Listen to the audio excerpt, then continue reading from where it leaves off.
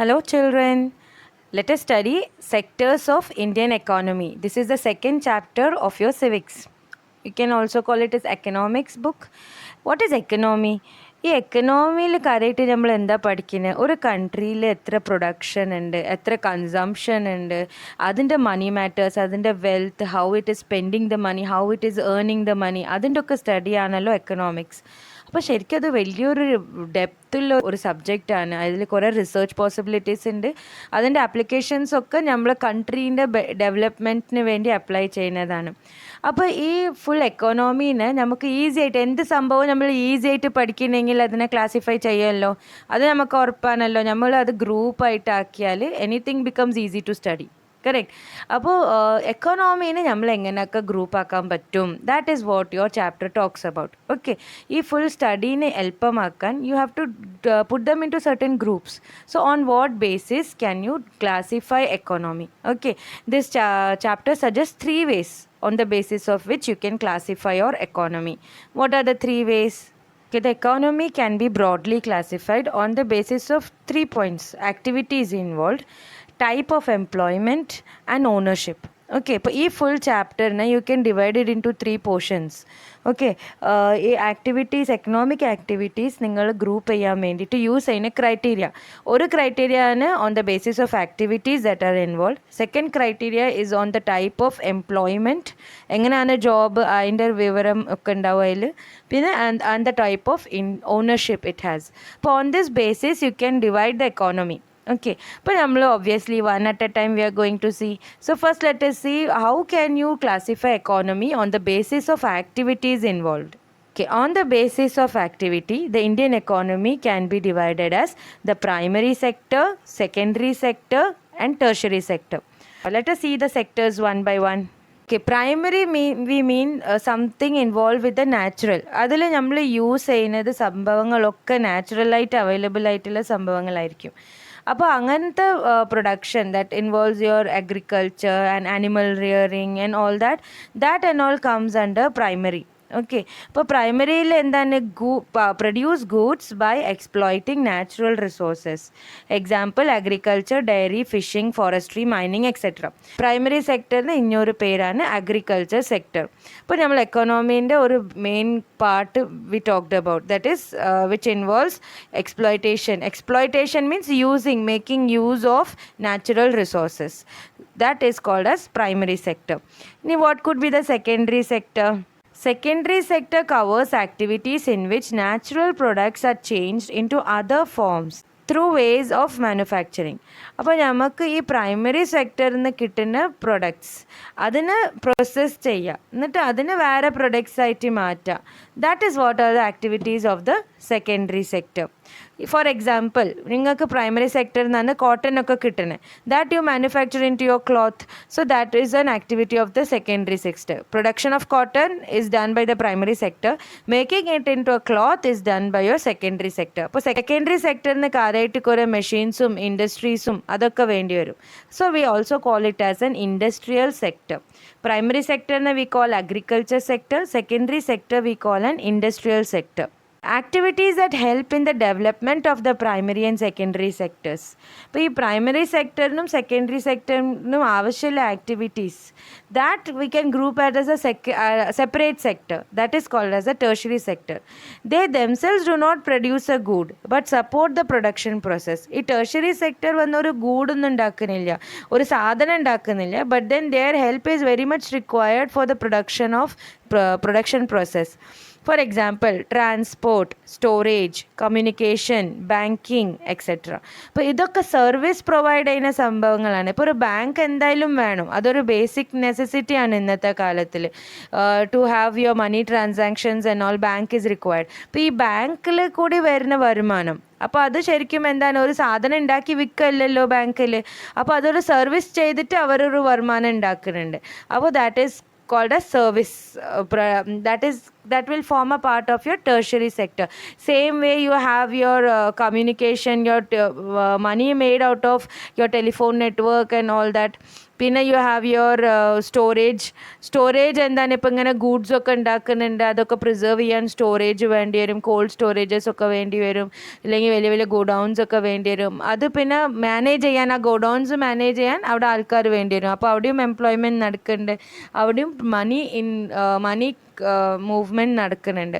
അപ്പോൾ these and all where a product is not formed, but then for the smooth working of the primary and secondary sector you need them. So that form a part of your tertiary sector. അപ്പോൾ കാര്യമായിട്ട് tertiary സെക്ടറിൽ ഉൾപ്പെടുന്ന പണി എന്താണ്? ഒരു സർവീസാണ്. Correct. ഇപ്പോൾ ഒരു ഇൻഡസ്ട്രീസ് ഒക്കെ നമ്മൾ പറഞ്ഞു പ്രൊഡക്ട്സ് ഉണ്ടാക്കുകയാണ് അവർ. പക്ഷേ ആ ഇൻഡസ്ട്രിയിൽ വർക്ക് ചെയ്യുന്ന കുറേ ആൾക്കാർ അവിടെ അക്കൗണ്ട്സ് കീപ്പ് ചെയ്യാനുണ്ടാവും, പിന്നെ അവിടുത്തെ കണ്ടീഷൻസൊക്കെ ചെക്ക് ചെയ്യാൻ ഒരാൾ വേണ്ടി വരും. അങ്ങനത്തെ അവരും എംപ്ലോയ്മെൻ്റ് ആണ്. അപ്പോൾ they all are involve in increasing the income. Okay, so they all form a part. We cannot group them in the primary or secondary because they are not involved in making any kind of product. So we keep them separate as the tertiary sector, and we also call them as your service sector. So this is how the classification of the Indian economy on the basis of the activities that they do. Okay. ഇപ്പോൾ ഇങ്ങനെ ചെയ്തപ്പം primary sector നമ്മൾ തരംതിരിച്ചു, secondary ആയി, then tertiary also ആയി. അപ്പോൾ ഇവർ total എത്ര മണിയാണ് ഉണ്ടാക്കുന്നത്, that we have to see. Total money how will we calculate? ഇപ്പോൾ പ്രൈമറി സെക്ടറിന് how much money was generated, secondary സെക്ടറിന് how much money was generated, and tertiary സെക്ടറിൽ how much money was generated. That as a whole is calculated. So such a tedious job it would be. ഇപ്പോൾ ഒരു കൺട്രീൻ്റെ national income എത്രയാണ് അറിയണമെങ്കിൽ എല്ലാ സെക്ടേഴ്സിലും total production എത്ര നടന്നാൽ അത് അറിഞ്ഞിരിക്കണം. ഇപ്പോൾ ശരി, can we one find A go out and ask everybody, okay, എത്രയാണ്, then how many people we end up asking? Correct. And if you are talking about എത്ര സാധനമാണ്, അതിന് സാധനത്തിൻ്റെ എണ്ണം നോക്കിയിട്ട് എത്ര വെൽത്ത് വി കുഡ് മേക്ക്, അങ്ങനെ നോക്കുകയാണെങ്കിലും അതും എത്ര ഡിഫിക്കൽട്ടാണ്, എത്ര സാധനങ്ങളാണ് പ്രൊഡ്യൂസ് ചെയ്ത് പോകുന്നത്. അപ്പോൾ ശരിക്കും എക്കണോമിസ്റ്റ് വന്ന് കുറേ റിസർച്ചൊക്കെ ചെയ്ത് അവർ കുറച്ച് കൺക്ലൂഷൻസും കുറച്ച് സജഷൻസും തന്നിട്ടുണ്ട്. ഇങ്ങനത്തെ ഫുൾ നമുക്ക് കാൽക്കുലേറ്റ് ചെയ്യണമെങ്കിൽ എന്തൊക്കെ പ്രിക്കോഷൻസ് എടുക്കണം, എന്തൊക്കെ steps we should follow. So let us have a quick look on that. Values of goods and services should be used. Okay, for example, ഇപ്പോൾ ഒരു കാർ മാനുഫാക്ചറിങ് യൂണിറ്റ് ഉണ്ടാക്കിയ പൈസയും പിന്നെ ഒരു മാച്ച് ബോക്സ് പ്രൊഡക്ഷൻ യൂണിറ്റ് ഉണ്ടാക്കിയ പൈസ, that and all how will you compare if you are going to see the number? So what you should see the value. അവർ എത്ര മണിയാണ് ഉണ്ടാക്കിയത്. ഇപ്പോൾ 5 cars if they sold and made say like 1 crore as their income, and matchbox industry sold say 1 crore matchboxes and made 10 lakh incomes. Okay, എങ്ങനെയും ആവാം. So finally what the economist say that it would be easy if what you are doing, if you are calculating on the value of the goods. Okay, ആ full good വിറ്റിട്ട് എത്ര value ഉണ്ടായി, അപ്പോൾ എത്ര money ഉണ്ടായി, that much only we need to see. Okay, final value we need to see. Second thing, what they are saying, include only the final products or services while counting. Final പ്രൊഡക്ട്സിനെ മാത്രമേ count ചെയ്യുക. For example, ഇത് നമുക്ക് കുറച്ച് detail ആയിട്ട് text ബുക്കിൽ തരുന്നുണ്ട്, ഒരു നല്ല എക്സാമ്പിളിലൂടെയാണ് തരുന്നത്. അവരെന്താ പറയുന്നത്? ഇപ്പോൾ ശരി, just imagine wheat is being produced and the farmer sells it for a rate of 8 rupees per kg. Okay, അപ്പോൾ 1 kg വാങ്ങിയ ഒരു മില്ലിൻ്റെ ആൾ ആ വീട്ടിനെ പൊടിക്കുകയാണ്, making it into flour. Now he is going to sell that same thing for say 10 rupees per kg. Okay, ഇപ്പോൾ നിങ്ങൾ ഈ ഫാർമറിൻ്റെ പ്രൊഡക്ഷനും കൗണ്ട് ചെയ്യാണ്, പിന്നെ ഈ വീട്ടു പൊടിച്ച ആളുടെ പ്രൊഡക്ഷനും കൗണ്ട് ചെയ്യാനെന്ന് വിചാരിച്ചോളൂ. ഇനി നെക്സ്റ്റ് ഈ വീട്ടുപൊടി വാങ്ങിയിട്ട് ഒരാൾ ബിസ്ക്കറ്റ് ഉണ്ടാക്കുകയാണ്, and for that he paid this mill fellow 10 rupees. Okay, അപ്പോൾ that money is being paid. Okay, അപ്പോൾ നമ്മളൊരു ഫുൾ കാൽക്കുലേഷൻ എടുക്കാൻ നോക്കുമ്പം what we should do, final പ്രൊഡക്റ്റിൻ്റെ കോസ്റ്റ് മാത്രം നോക്കിയാൽ മതി. ഇപ്പോൾ ഈ കേസിൽ ഫൈനൽ ബിസ്ക്കറ്റായിട്ട് വരുന്നുണ്ടല്ലോ, ആ ബിസ്ക്കറ്റിൻ്റെ നെക്സ്റ്റ് സ്റ്റെപ്പ് എന്താണ്? അത് ആരെങ്കിലും വാങ്ങി അത് കഴിക്കും. കറക്റ്റ്, അവിടെ അത് കഴിഞ്ഞ്. അപ്പോൾ ഈ വീറ്റിൻ്റെ പ്രൈസും പിന്നെ മില്ല് പൊടിച്ച് കിട്ടുന്ന പ്രൈസും പ്രോസസ്സിങ്ങിൻ്റെ പ്രൈസും അതൊക്കെ നമ്മൾ കൂട്ടരുത്, ഫൈനൽ പ്രൊഡക്ട്സിൻ്റെ പ്രൈസ് കൂട്ടിയാൽ മതി. എന്നാലും നമുക്ക് എല്ലാവരുടെയും കൂട്ടിയിട്ട് നമ്മൾ ഫുൾ കൺട്രീൻ്റെ ഇൻകം കാണാൻ പറ്റും. So what they suggested, include only the final products or services while counting. the value of the final good already includes the value of all intermediate goods. അല്ലേ? ഇപ്പോൾ ഈ കേസിൽ your wheat and your flour were intermediate goods. Final good was your biscuit. അപ്പോൾ value of the final ഗുഡിൽ എല്ലാത്തിൻ്റെ വാല്യൂം പെടുന്നുണ്ട്. അപ്പോൾ you don't have to count them separately. അപ്പോൾ ഇതൊരു പ്രിക്കോഷണറി മെഷറാണ്. ഇങ്ങനെ നിങ്ങൾ ഫുൾ കൺട്രീൻ്റെ ഒരു ഫുൾ ഇൻകം കാൽക്കുലേറ്റ് ചെയ്യുകയാണെങ്കിൽ this is one precaution that you have to take. ഇപ്പോൾ ഇങ്ങനെ കാൽക്കുലേറ്റ് ഒക്കെ ചെയ്തിട്ട് കിട്ടുന്നതാണ് GDP. It is a value of all goods and services produced in a country during a particular year. അപ്പോൾ GDPൻ്റെ full form എന്താണ്? Gross domestic product. Okay, അപ്പോൾ ഒരു full കൺട്രീൻ്റെ total എത്ര ആയി ഇൻകം ജനറേറ്റ് ആയി അത് നോക്കാൻ we use the term GDP. And how it is done? It is A value of all goods and services produced in A country during A particular year. അപ്പോൾ ഇങ്ങനെ ഒരു കൺട്രീൻ്റെ GDP calculate ചെയ്തിട്ട് ഇപ്പോൾ ഇതിനെ പറ്റി ഇനി കൂടുതൽ സ്റ്റഡി ചെയ്തല്ലോ എക്കണോമിക്സ്. അവരെന്താ ചെയ്തത്? ഒരു GDPനെ ദേ സ്റ്റാർട്ടഡ് ടു കമ്പയർ. ഇപ്പോൾ നമ്മൾ 3 സെക്ടേഴ്സിൽ പിരിച്ചല്ലോ. അപ്പോൾ ഓരോ സെക്ടേഴ്സിന് എത്ര കോൺട്രിബ്യൂഷൻ വരുന്ന ഒന്ന് നോക്കാം. നമ്മൾ ഫുൾ കൺട്രീൻ്റെ ഇൻകമിൽ ഏത് സെക്ടറാണ് കൂടുതൽ കോൺട്രിബ്യൂട്ട് ചെയ്യുന്നതെന്ന് നോക്കാം. അപ്പോൾ അതിന് വേണ്ടിയിട്ട് they again did a survey and they found out and that they represented in a graph like this. So this was the graphical representation of a survey conducted in different years. Okay. ഇപ്പോൾ first കുറേ കാലം മുന്നേ ചെയ്ത സർവേയിൽ നമ്മൾ ഇന്ത്യൻ്റെ GDP വന്ന് ഭയങ്കര കുറവായിരുന്നു. It was below 50,000. But then suddenly in a gap of say 30 to 40 years, what happened? There was such an enormous increase in the GDP. അല്ലേ? ശരിക്കും GDP വലിയ ഇൻക്രീസാണ് കാണിക്കുന്നത്. അപ്പോൾ ഈ ഇൻക്രീസിൽ what do we see? Primary സെക്ടറിൻ്റെ ഷെയർ ഉണ്ട്, ആ ബ്ലൂ കളർ കാണിക്കുന്നത്. സെക്കൻഡറി സെക്ടറിൻ്റെ ഷെയറും കാണിക്കുന്നുണ്ട്. ടേർഷ്യറി സെക്ടറിൻ്റെ ഷെയറും കാണിക്കുന്നുണ്ട്. അപ്പോൾ after so many years we see the tertiary സെക്ടറാണ് കൂടുതൽ നമുക്ക് ഇൻകം കൊണ്ടുവരുന്നത്. പ്രൈമറിനെയും സെക്കൻഡറിനെയും കാലും ടേർഷ്യറി സെക്ടറാണ് കൂടുതൽ ഇൻകം കൊണ്ടുവരുന്നത്. ഇനി നെക്സ്റ്റ് അവരെന്താ ചെയ്തത്? ശരി, ഇത് വന്ന് comparison of how much was the increase in GDP. Next ഓരോ സെക്ടറും എത്ര പെർസെൻറ്റേജ് ആണ് they are contributing, how much percentage they are contributing. That is what was the case of the second study. അപ്പം കണ്ടുപിടിച്ച സംഭവമാണ് ഇത്. ഈ 2 ബാർസിനെയും കമ്പയർ ചെയ്ത് നോക്കാം. ഇപ്പോൾ ഫസ്റ്റ് ബാറിൽ ഗ്രീൻ ഭാഗം കൂടുതൽ കാണുന്നുണ്ടല്ലോ. അപ്പോൾ അതിൻ്റെ അടുത്താണ് പണ്ടത്തെ കാലത്ത് അഗ്രികൾച്ചർ ആയിരുന്നു കൂടുതൽ ശതമാനം GDPയിലേക്ക് കോൺട്രിബ്യൂട്ട് ചെയ്തത്. പക്ഷേ കുറേ വർഷങ്ങൾക്ക് ശേഷം അഗ്രികൾച്ചറിൻ്റെ കോൺട്രിബ്യൂഷൻ കുറഞ്ഞിക്കിന് ടേർഷ്യറി സെക്ടറിൻ്റെ കോൺട്രിബ്യൂഷനാണ് കൂടിക്കുന്നത്. അത് നമ്മൾ പ്രീവിയസ് ഗ്രാഫിലും മനസ്സിലാക്കിയതാണ്. ടേർഷ്യറി സെക്ടറാണ് ഇപ്പോൾ കൂടുതൽ കോൺട്രിബ്യൂട്ട് ചെയ്യുന്നത്. അപ്പോൾ അത് കമ്പയർ ചെയ്ത് നോക്കുമ്പം ശരിക്കും ആദ്യം അഗ്രികൾച്ചറിൻ്റെ കൂടുതലായിരുന്നു, അഗ്രികൾച്ചറിൻ്റെ കോൺട്രിബ്യൂഷൻ കൂടുതലായിരുന്നു. പക്ഷേ ഇപ്പം നോക്കുമ്പം അഗ്രികൾച്ചറും നിങ്ങൾ സെക്കൻഡറി സെക്ടറിനേക്കാളും കൂടുതൽ കോൺട്രിബ്യൂഷൻ ടേർഷ്യറി സെക്ടറാണ്. പിന്നെ അടുത്ത സ്റ്റഡി ചെയ്തപ്പോഴാണ് ഒരു അലാർമിങ് റിസൾട്ട് പുറത്ത് വന്നത്. അതെന്താണെന്ന് നോക്കാം. അടുത്ത സ്റ്റഡി ചെയ്തത് എംപ്ലോയ്മെൻ്റ് ആണ്. എത്ര എംപ്ലോയ്മെൻറ്റ് ഉണ്ടെന്ന് നോക്കിയതാണ്. അപ്പം നമ്മൾ ഈ സെക്കൻഡ് ബാറിനെ ഒന്ന് ശ്രദ്ധിച്ചു നോക്കൂ. Your employment in the primary sector, അത് പണ്ടും ഇന്നും തമ്മിൽ അത്ര വ്യത്യാസമില്ല അല്ലേ? ഫസ്റ്റ് ബാർ ഗ്രാഫിൽ നിങ്ങൾക്ക് കാണുന്ന പ്രൈമറി സെക്ടറിൻ്റെ കോൺട്രിബ്യൂഷൻ ആൻഡ് സെക്കൻഡ് ബാർ ഗ്രാഫിൽ കാണുന്ന പ്രൈമറി സെക്ടറിൻ്റെ കോൺട്രിബ്യൂഷൻ തമ്മിൽ അത്ര വ്യത്യാസമില്ല. അപ്പോൾ ഇത് ശരിക്കും ഇത്ര അലാർമിങ് ആവാൻ കാരണം എന്താണ്?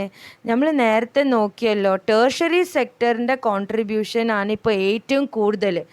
അപ്പോൾ അതിൻ്റെ അർത്ഥം നമ്മൾ ഉദ്ദേശിക്കുക ടേർഷ്യറി സെക്ടറിലാണ് ഇനിയും കൂടുതൽ ആൾക്കാർ എംപ്ലോയി ആയിട്ടുണ്ടാവുക, അതുകൊണ്ടായിരിക്കും അത് കൂടുതൽ വന്നിട്ടുണ്ടാവുക. പക്ഷേ നമ്മൾ ഗ്രാഫിക്കലി നോക്കുമ്പോഴാണ് മനസ്സിലാവണേ അഗ്രികൾച്ചറൽ സെക്ടറിൽ തന്നെയാണ് ഇപ്പോഴും ആൾക്കാർ കൂടുതൽ ജോലി ചെയ്യുന്നത്. പക്ഷേ നമുക്ക് കിട്ടുന്ന ഔട്ട്കം കൂടുതൽ ടേർഷ്യറി സെക്ടറിൽ നിന്നാണ്. hope I'm not confusing you. What I'm trying to say is നമ്മൾ പ്രൈമറി സെക്ടറിൽ ഇപ്പം ആൾക്കാർ കൂടുതലുണ്ട്, പക്ഷെ അവരെ കൊണ്ട് ടേർഷ്യറി സെക്ടറിൻ്റെ അത്ര കോൺട്രിബ്യൂഷൻ കൊടുക്കാൻ കഴിയണില്ല. That is the moral of the story.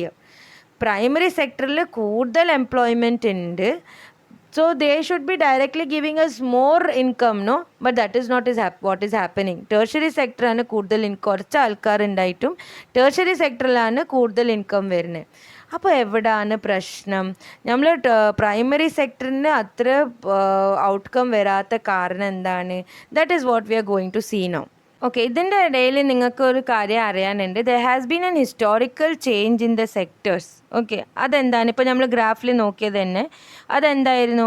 Earlier primary sector was the most important sector of economic activity അല്ലേ? പണ്ട് പ്രൈമറി സെക്ടർ ആയിരുന്നു കൂടുതൽ കോൺട്രിബ്യൂഷൻ ഒക്കെ കൊടുത്ത്.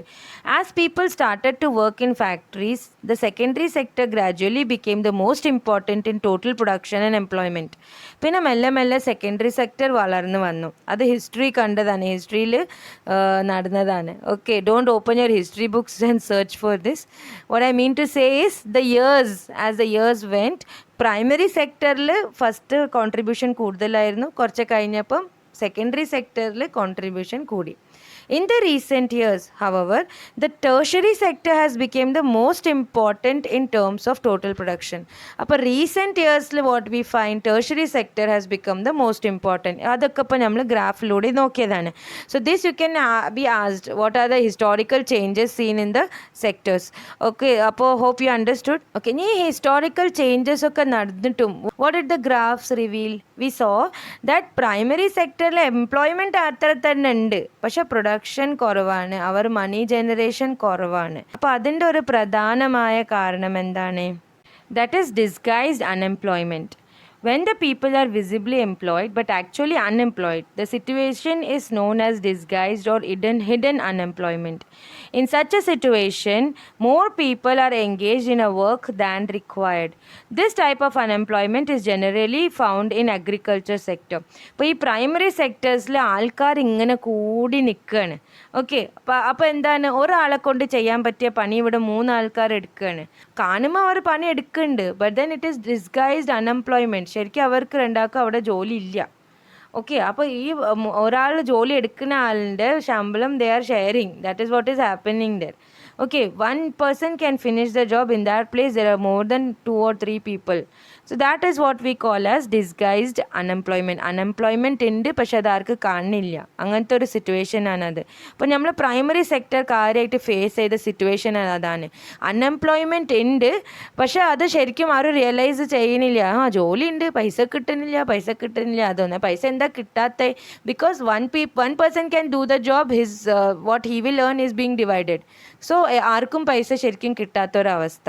അപ്പോൾ ശരിക്കും ആ ഗ്രോത്ത് അവിടെ നടക്കുന്നില്ല. നമ്മളെ കൺട്രിക്ക് ശരിക്കും അവിടെ ഒന്ന് ആൾക്കാരെ മാറ്റി അവർക്കൊക്കെ വേറെ വേറെ ജോലി കൊടുക്കാൻ സാധിച്ചാൽ അതൊരു വലിയ അച്ചീവ്മെൻ്റ് ആയിരിക്കും അല്ലേ? അപ്പോൾ അവരും കൊണ്ടുവരുന്ന production will be added to our national income. അപ്പോൾ that is what our government aims at, how to bring opportunities, job opportunities. ഈ അൺഎംപ്ലോയ്മെൻറ്റ് ഇല്ലാതാക്കാൻ ഗവൺമെൻറ്റ്ക്ക് എന്തൊക്കെ ചെയ്യാൻ കഴിയും? So now the question our government faces is how to create employment. ഈ employment നമ്മൾ എങ്ങനെ ക്രിയേറ്റ് ചെയ്യാം? So what can the government do? Technical and institutional measures it can take.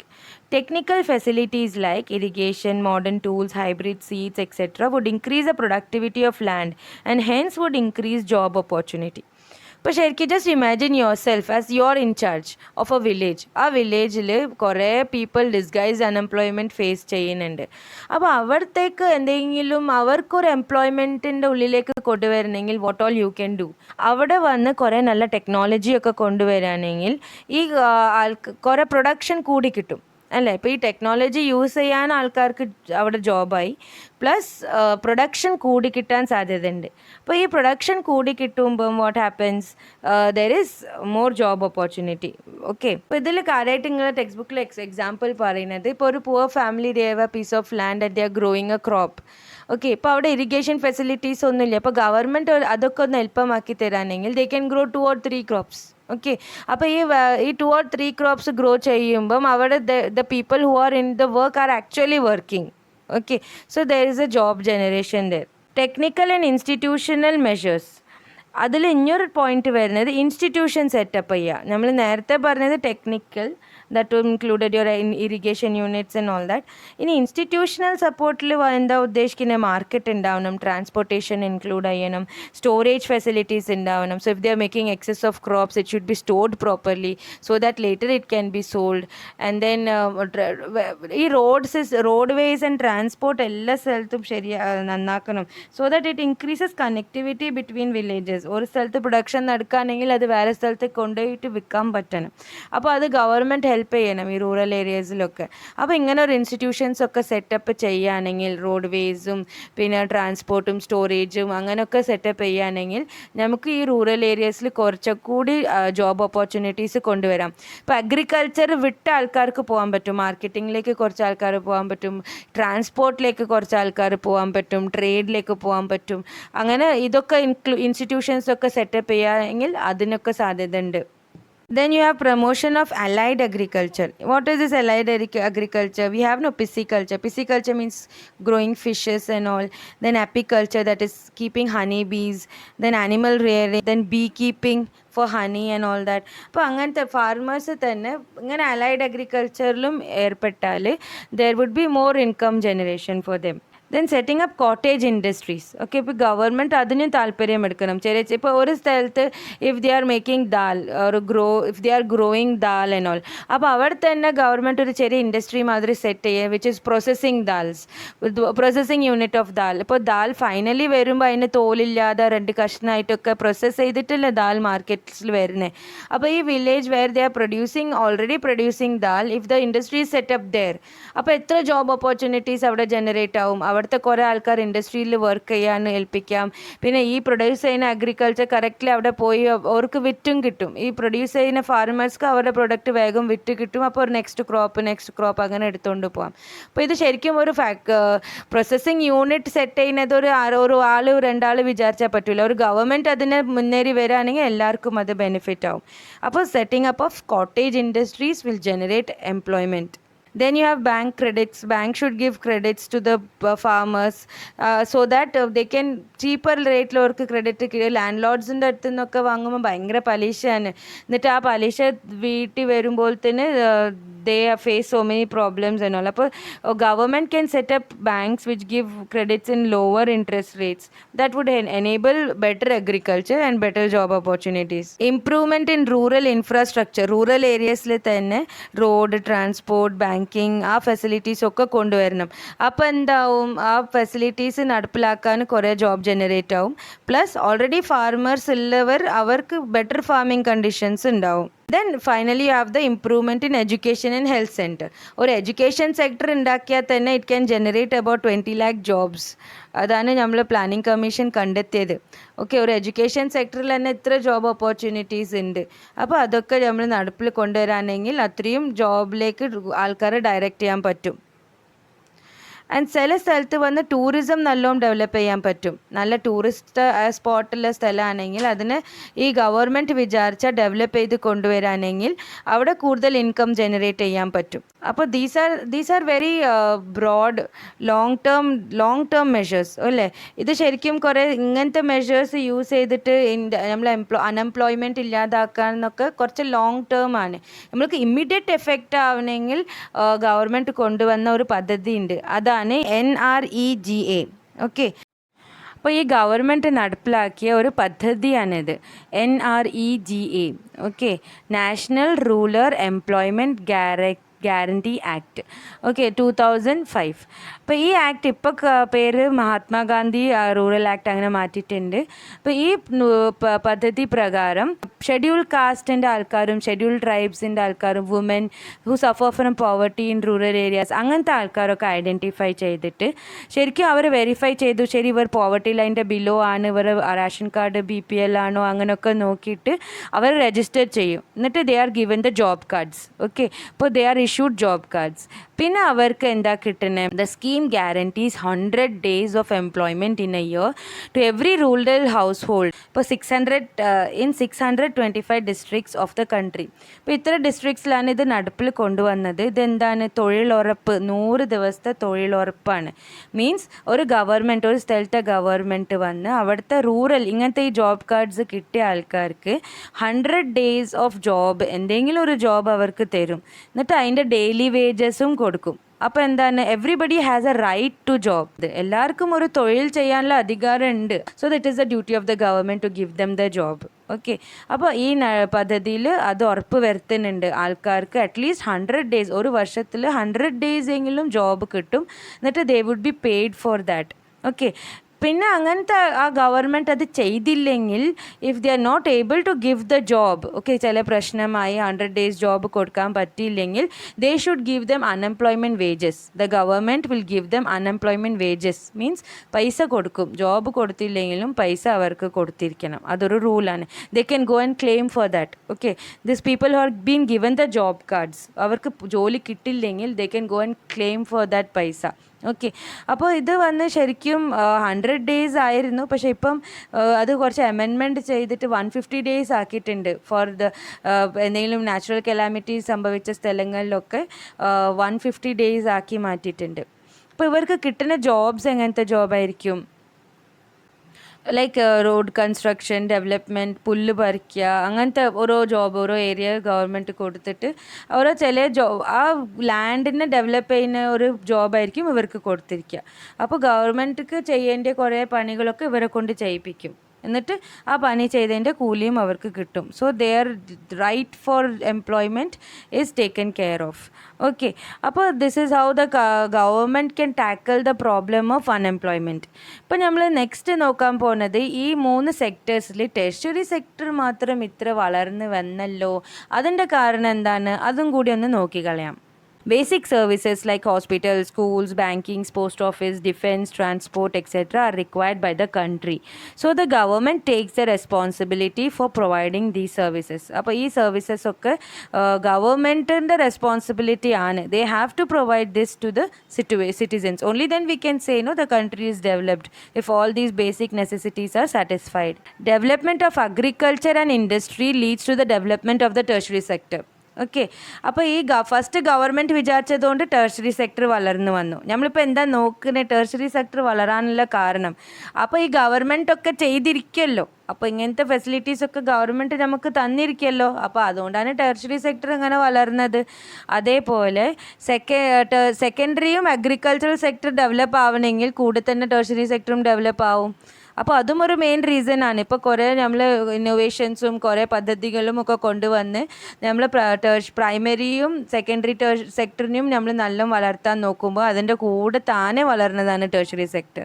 അപ്പോൾ അതും ഒരു കാരണമാണ്. അതിലെന്തൊക്കെ പെടും? ട്രാൻസ്പോർട്ട്, സ്റ്റോറേജ്, ട്രേഡ്, ആ സെക്ടേഴ്സ് അതൊക്കെ ടെർഷറി അല്ലേ. അപ്പോൾ ഇവർ ഡെവലപ്പ് ആകുമ്പം അവരും കാര്യമായിട്ട് ഡെവലപ്പ് ആവും. As income rises, certain sections of people start demanding many more services like eating out, means hotel industries, restaurants and all, ടൂറിസംന് വേണ്ടിയിട്ട് shopping, private hospitals, private schools, അങ്ങനെയൊക്കെ. അപ്പോൾ ഇതൊക്കെ എന്താണ്? സർവീസ് സെക്ടർ ആണല്ലോ. ഹോട്ടൽ ഒരു സർവീസ് സെക്ടറാണ്, ടൂറിസമിൽ സർവീസാണ്, പിന്നെ ഷോപ്പിങ്ങിൽ, പിന്നെ യു ഹാവ് യുവർ പ്രൈവറ്റ് ഹോസ്പിറ്റൽസിൽ, സ്കൂൾസിൽ. അതൊക്കെ ഇപ്പോൾ ആൾക്കാർക്ക് ഇൻകം കൂടി വരുമ്പം അവർക്ക് അതൊക്കെ ആവശ്യമാവും. അപ്പോൾ അവർ ടെർഷറി സെക്ടറിൻ്റെ ബിസിനസ് കൂട്ടിക്കൊടുക്കുകയാണ്. അപ്പോൾ what we say, tertiary sector അതിനെക്കൊണ്ടും വലുതായി വന്നതാവും. New services like information and communication technology. ഇപ്പോൾ ഈ സർവീസ് എത്ര വളർന്നു വന്നിട്ടുണ്ട്. അത് ശരിക്കും ഇപ്പോൾ ആരുണ്ടോ ഇപ്പോൾ ഇങ്ങനെ കമ്മ്യൂണിക്കേഷൻ സർവീസ് യൂസ് ചെയ്യാത്ത ആൾക്കാർ? ഇപ്പോൾ ശരിക്കും നോക്കുമ്പം അത്രയും വലിയ ഒരു റെവല്യൂഷൻ മാതിരിയാണ് ടെലികമ്മ്യൂണിക്കേഷൻ ഒക്കെ വന്നത്. അപ്പോൾ ഇതിലൂടെ എന്തായി? ടെർഷറി സെക്ടറിൻ്റെ പങ്കാണ് കൂടി വരുന്നത്. അപ്പോൾ the production of these services has been rising rapidly which has led to the much development of tertiary sector. So these were the reasons behind tertiary sector coming as a hero. Okay, ഈ 3 സെക്ടേഴ്സിൽ tertiary sector മുന്നേറി വരാനുള്ള കാരണങ്ങളാണ് ഇപ്പോൾ നമ്മൾ നോക്കിയത്. Okay, so with this we finish classification on the basis of activities. Okay, how economy can be classified on the basis of activities, that is primary sector, secondary sector and tertiary sector. ഇനി നമ്മൾ നോക്കാൻ പോകുന്നത് ഒരു next type of classification ആണ്. Okay, so economy can be classified as organised sector and unorganised sector. ഇപ്പോൾ ഇതിൽ വ്യത്യാസം എന്താണ്, അതൊരു ചെറിയ എക്സാമ്പിളിലൂടെ നമുക്ക് നോക്കാം. ഇപ്പോൾ ജോബ് പറയുകയാണെങ്കിൽ 2 ടൈപ്സ് ഓഫ് ജോബ് ഉണ്ട്. One job is office job അല്ലേ, ഒരു സ്ഥലത്ത് പോയി അവിടെ പോയി രാവിലെ പോയി വൈകുന്നേരം വരിക, ജോലി ചെയ്യുക, സാലറി കിട്ടുക, അങ്ങനത്തെ. Another job is like your there is no rules governing you, you're just going and coming back, daily type of job, daily you're getting the money, ഒരു മന്ത് കഴിഞ്ഞിട്ടല്ല സാലറി കിട്ടുന്നത്, അങ്ങനത്തെ ജോബ്സ്. അപ്പോൾ ഈ 2 ജോബ്സിൽ എത്ര വ്യത്യാസമുണ്ട്? അപ്പോൾ ഫുൾ എക്കോണമിയിൽ ഇങ്ങനത്തെ 2 ടൈപ്സ് ഓഫ് ജോബ്സ് ഉണ്ട്. On the type of job that you're involved in, on that basis you can divide the economy. Okay, on that basis you can divide the economy as organized and unorganized. Okay, organized sector il endana workers get regular monthly salary. ഇപ്പോൾ ഈ organise സെക്ടറിൽ ജോലിക്ക് പോകുന്ന ആൾക്കാർക്ക് regularly ഒരു month end കഴിഞ്ഞാൽ salary കിട്ടും. Workers get benefits like paid leaves, PF, gratuity, medical benefits etcetera. ഇപ്പോൾ ഇങ്ങനത്തെ ഓർഗനൈസ് സെക്ടറിൽ വർക്ക് ചെയ്യുന്ന ആൾക്കാർക്ക് കുറേ എക്സ്ട്രാ ബെനിഫിറ്റ്സും ഉണ്ടാവും. ഈ സാലറി അല്ലാതെ കുറച്ച് എക്സ്ട്രാ ബെനിഫിറ്റ്സും ഉണ്ടാവും. അതിലെന്തൊക്കെയാണ്? പെയ്ഡ് ലീവ്സ് മീൻസ് അവർക്ക് ഒരു വർഷത്തിൽ ഇത്ര ലീവ് എടുക്കാം. ആ ലീവ് എടുത്തതിൻ്റെ ഇവിടെ പൈസ കട്ടാക്കൂല, അതാണ് പെയ്ഡ് ലീവ്സ്. ഓക്കെ, ഇപ്പോൾ ഞാൻ പെട്ടെന്ന് ഒരു മെഡിക്കൽ ലീവ് വേറെ ഉണ്ടാവും, അത് അസുഖം ബാധിച്ച് എന്തെങ്കിലും ലീവ് എടുക്കേണ്ടി വന്നാൽ പൈസ കട്ടാവില്ല. ഓക്കെ, അങ്ങനെ അതിനെ പറയുക പെയ്ഡ് ലീവ്സ്. പിന്നെ ഗ്രാറ്റുവിറ്റി എന്താണ്? ബോണസൊക്കെ കിട്ടൂല ഇടയ്ക്ക്. നല്ല കമ്പനി കുറച്ച് വളർന്ന് വരുമ്പോൾ ആൾക്കാർ അവരുടെ വർക്കേഴ്സിന് ഗിഫ്റ്റായിട്ടും അങ്ങനെയൊക്കെ കൊടുക്കുന്ന എക്സ്ട്രാ പൈസ, സാലറി അല്ലാതെ എക്സ്ട്രാ എന്തെങ്കിലും token of gift they give, that is called as gratuity. And then they have medical benefits also, like ഇപ്പോൾ എന്തെങ്കിലും ഹോസ്പിറ്റൽ ബിൽസ് ഒക്കെ കമ്പനിക്ക് കൊടുത്താൽ കമ്പനി വിൽ റിയംബേഴ്സ് ദാറ്റ്, അങ്ങനത്തെ ഒക്കെ ബെനിഫിറ്റ്സ് അവർക്ക് ഉണ്ടാവും. അപ്പോൾ ഇത് ശരിക്കും കാണുന്നത് ഓർഗനൈസ് സെക്ടറിൽ ജോലി ചെയ്യുന്ന ആൾക്കാർക്കാണ്. The daily working hours are fixed. ഇങ്ങനത്തെ ഓർഗനൈസ്ഡ് സെക്ടറിൽ ജോലി ചെയ്യുന്ന ആൾക്കാർക്ക് ഫിക്സ്ഡ് അവേഴ്സ് ആണ്. മോർണിംഗ് എത്ര മണിക്ക് എത്തണം, ഈവനിങ് എത്ര മണിക്ക് they can leave. So that time is fixed. The workers are given an appointment letter stating all terms and conditions of job. ഇതൊരു വലിയ കാര്യമാണ്. ഇങ്ങനത്തെ ഈ ഓർഗനൈസ്ഡ് സെക്ടറിൽ ജോബ് ചെയ്യുന്ന ആൾക്കാർക്ക് നിങ്ങൾക്ക് ജോബ് കിട്ടി എന്ന് പറഞ്ഞിട്ട് ഒരു അപ്പോയിൻറ്റ്മെൻറ്റ് ലെറ്റർ ഉണ്ടാവും. പിന്നെ അവരൊരു കോൺട്രാക്റ്റ് സൈൻ ചെയ്യിപ്പിക്കും. ആ കോൺട്രാക്റ്റിൽ ഫുൾ ടേംസ് ആൻഡ് കണ്ടീഷൻസ് ഉണ്ടാവും. നിങ്ങളെ വർക്കിംഗ് അവേഴ്സ് എത്ര ആവും, നിങ്ങൾക്ക് ഇത്ര പെയ്ഡ് ലീവ്സ് കിട്ടും, നിങ്ങൾക്ക് ഇത്ര ഗ്രാറ്റുവിറ്റി കിട്ടും, പിന്നെ നിങ്ങൾക്ക് അതിനെ കുറേ ടേംസ് ആൻഡ് കണ്ടീഷൻസ് അതിലുണ്ടാവും. അതിലൊരു ടേം ആൻഡ് കണ്ടീഷൻ എന്തുണ്ടാവും അറിയോ? നിങ്ങൾക്ക് ഈ ജോലി ഇഷ്ടമില്ലെങ്കിൽ if you are planning to resign then you have to give 1 month before notice. അങ്ങനെ നിങ്ങൾക്ക് പെട്ടെന്ന് one fine day you can not think I will not go come for job from next day. അങ്ങനെ ചെയ്യാൻ പറ്റില്ല. അങ്ങനെ ചെയ്യുകയാണെങ്കിൽ നിങ്ങൾക്ക് കുറച്ച് സാലറിന്ന് അവർ പിടിക്കും, കട്ട് ചെയ്യും. Otherwise they will say 1 month നിങ്ങൾ ഇൻഫോം ചെയ്തിട്ട് you can take resignation. Or other way round also, if the company wants to suspend you, നീ നാളെ മുതൽ ജോലിക്ക് വരണ്ടെന്ന് ഇവർക്ക് പറയാൻ പറ്റൂല. ഇവരെന്താണ്, നിങ്ങൾക്ക് സസ്പെൻഷൻ കിട്ടണമെങ്കിൽ 1 month ബിഫോർ ഇവർ നിങ്ങൾക്ക് നോട്ടീസ് തരും. എന്നിട്ട് after 1 month only you will be suspended. അതൊക്കെ ആ ടേംസ് ആൻഡ് കണ്ടീഷൻസിൽ ഉണ്ടാവും. അത് രണ്ടാളും സൈൻ ചെയ്യും, ഈ ജോബിൽ കയറിയ ആളും ജോബ് ഓഫർ ചെയ്യുന്ന ആളും. അപ്പോൾ ഇത് അപ്പോയിൻമെൻറ്റ് ലെറ്ററിൽ തന്നെ മെൻഷൻഡ് ആയിരിക്കും. ഓക്കെ, അപ്പോൾ ഇവിടെ ജോബ് സെക്യൂരിറ്റിയാണ്. ജോബ് സെക്യൂരിറ്റിനെ കൊണ്ട് ഉദ്ദേശിച്ചത് എന്താണ്? 1 fine day you are not going to be fired from your job. Okay, that is called as job security. അപ്പോൾ ഇത് ഓർഗനൈസ്ഡ് സെക്ടറിലുള്ള ഫെസിലിറ്റീസ് ആണ് അതൊക്കെ. People enjoy security of employment, working conditions are also good. So this are all what we had to know about organized sector. Now let us see what is unorganized sector. The workers get daily wages. അത് എത്ര difference ആണ്? Organise സെക്ടറിൽ monthly wages ആണ്, monthly ഒരു salary ആയിട്ടാണ് കിട്ടുക. Full മന്തിൽ ജോലിയെടുത്ത പൈസ ഒന്നായിട്ട് കൊടുക്കും. അൺഓർഗനൈസ്ഡിൽ എന്താണ്? ഡെയിലി ചെയ്ത പൈസ. അപ്പോൾ നിങ്ങൾ ഇന്ന് പോയില്ലെങ്കിൽ നിങ്ങൾക്ക് അന്നത്തെ പൈസ കിട്ടൂല. അതാണ് അവിടുത്തെ കണക്ക്. Workers do not get any benefit. ഇവർക്ക് വേറെ ബെനിഫിറ്റ് ഒന്നും തരൂല കേട്ടോ. നിങ്ങൾ ജോലിക്ക് പോയില്ലെങ്കിൽ പെയ്ഡ് ലീവാണ്, അന്നത്തെ പൈസ കിട്ടും, അത് വിചാരിക്കാൻ പറ്റൂല. ആൻഡ് ദെൻ നിങ്ങൾക്ക് വേറെ എന്തെങ്കിലും പ്രശ്നമുണ്ട്, ലീവ് എടുക്കണം, എവിടെയെങ്കിലും പോകണം, അപ്പോൾ that and all will not come under your payment. Okay, so that is what we mean by they do not get any benefit. ഒരു ഗ്രാറ്റുവിറ്റിയോ PF ഒന്നും അവർക്ക് കിട്ടൂല. There are no fixed hours of work. അത് ശരിക്കും ഒരു വലിയ difference ആണ്. ഓർഗനൈസ് സെക്ടറിൽ പോകുന്ന ആൾക്കാർക്ക് ഒരു ടൈം ഫിക്സ് അല്ലേ, ഇവർക്ക് ടൈം ഫിക്സ് ഉണ്ടാവില്ല. എത്ര മണിക്ക് വിളിച്ച ബോസ് എത്ര മണിക്ക് വരാൻ പറയുന്നത് അത്ര മണിക്ക് പോകണം, പിന്നെ ജോലിയൊക്കെ എടുക്കണം, എപ്പോഴാണ് ജോലി കഴിയുക അപ്പോഴാണ് തിരിച്ച് വീട്ടിലേക്ക് വരാൻ പറ്റുക. അതുവരെ they are in the job. Okay, there is no terms and conditions of work. അവിടെ ടേം ആൻഡ് കണ്ടീഷൻ ഇല്ല വർക്കിൻ്റെ. അപ്പോൾ എന്താ, ഈ ടേംസ് ആൻഡ് കണ്ടീഷൻ ഇല്ലെങ്കിൽ any fine day the boss can say okay you are out, get out from the job. There is no job security. ഇവിടെ job security തീരെയില്ല. And working conditions are also very risky. അത്രയും taken care of ആവില്ല working conditions unorganise സെക്ടറിൽ. അപ്പോൾ ശരിക്കും ഈ unorganise സെക്ടറിൽ work ചെയ്യുന്ന ആൾക്കാർ അത്രയും അവർ ബുദ്ധിമുട്ട് ഫേസ് ചെയ്യുന്നുണ്ട്. അവർക്കൊരു സെക്യൂരിറ്റി ഇല്ല, അത്രയും എക്സ്പ്ലോയിറ്റേഷൻ ഫേസ് ചെയ്യുന്നുണ്ട്. അപ്പോൾ ഗവൺമെൻറ് ശരിക്കും അവർക്ക് വേണ്ടി കുറേയൊക്കെ ചെയ്യുന്നുണ്ട്, അങ്ങനെ കുറേ റൂൾസൊക്കെ ഉണ്ടാക്കുന്നുണ്ട്. ബട്ട് ദെൻ എല്ലാവരും അത് ഫോളോ ചെയ്യുന്നില്ല, അത് ഇനിയും ഫുൾ നടപ്പിൽ വന്നിട്ടില്ല. This can be asked as a differentiate between question. Okay, you have to difference between, right the differences between organised and unorganised sector. Okay, so I have made the points also likewise, exactly opposite points on both sides. So you can write it as a distinguish between question also. Okay, quite an important question. So this was the classification on the basis of type of employment. Now one more type of classification we talked about. Now what was it? That is on the basis of ownership. Okay, on the basis of ownership, economy can be classified as public sector and private sector. Adendan nokam. First, let us talk about private sector. Private sector എന്താണ്? It is controlled and managed by an individual or a company. ഒരു single ownership ആണ്, ഒരാൾ privately അതിനെ own ചെയ്യാണ്. Okay, it is his everything, the machinery and whatever is that person's or that companies. Nobody else has a claim on it. Okay, അവർ തരുന്ന service ഒക്കെ they have decisions on that, they can make their own decisions. It is under their ownership. The main aim of this sector is to earn maximum profit. അപ്പോൾ ഈ private സെക്ടറിന് വരുന്ന main aim എന്താണ്? അവർ maximum profit ഉണ്ടാക്കാനാണ് നോക്കുന്നത്. They provide goods to the consumers. അവർ ശരിക്കും ഒരു end product ഉണ്ടാക്കിയിട്ട് കൺസ്യൂമേഴ്സിന് ഒരു ഗൂഡ്സ് മാതിരി കൊടുക്കുന്നതാണ് ഇതിൽ ഇൻക്ലൂഡ് ആവുക പ്രൈവറ്റ് സെക്ടറിൽ. For example, you have your Reliance, TISCO etcetera, big companies that come under private sector. Okay, now let us see public sector. Public sector എന്താണ്? It is controlled and managed by the government. Okay, ഇതിന് government ആണ് manage ചെയ്യുന്നത്.